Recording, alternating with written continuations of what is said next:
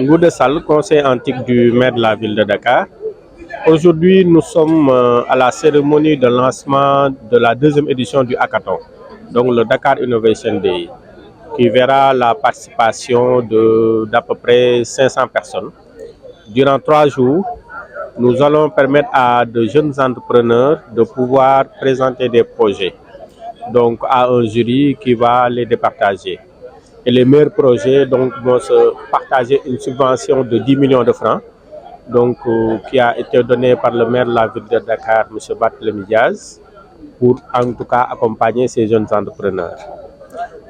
Et ce hackathon vient à son heure parce qu'une grande ville comme Dakar, quand on sait que la métropole dakaroise donc, capitalise à peu près plus de 3 millions d'habitants, la métropole dakaroise aujourd'hui, bien qu'occupant 3% du territoire national, concentre aujourd'hui 80% des activités économiques.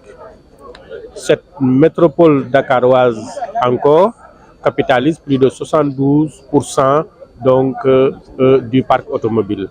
Ce qui fait que Dakar est confronté à d'énormes problèmes sur le plan environnemental, sur le plan de la sécurité, sur le plan de la mobilité urbaine et sur le plan de la santé, de l'éducation, bien évidemment. Et aujourd'hui, donc ces solutions présentées par ces jeunes hackers ont pour objectif aujourd'hui d'améliorer la vie dans une ville comme Dakar, d'améliorer donc de rendre en tout cas la ville de Dakar beaucoup plus attractive et la ville de Dakar aussi de donner sa contribution donc pour le développement de sa ville. Voilà. Vous allez sélectionner les jeunes. Est-ce que ces jeunes sélectionnés seront accompagnés et combien s'élève le financement? Bien sûr. D'abord, les projets qui vont gagner ce hackathon auront d'abord de la visibilité. Ils vont avoir des partenaires, ils vont pouvoir peut-être voyager et avoir des partenaires à l'étranger. L'année dernière, par exemple,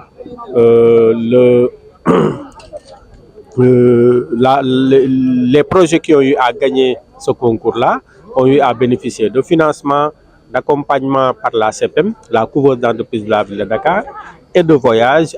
Ils ont participé à des forums, que ce soit en Afrique, que ce soit en Amérique du Nord, et tout ça, ils l'ont eu à partir du hackathon de la ville de Dakar.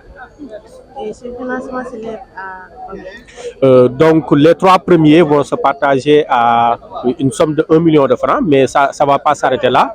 Au-delà de cette somme-là, ils vont être accompagnés, incubés par la CPM.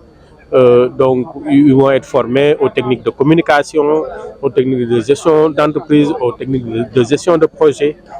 Et ils vont gagner en maturité.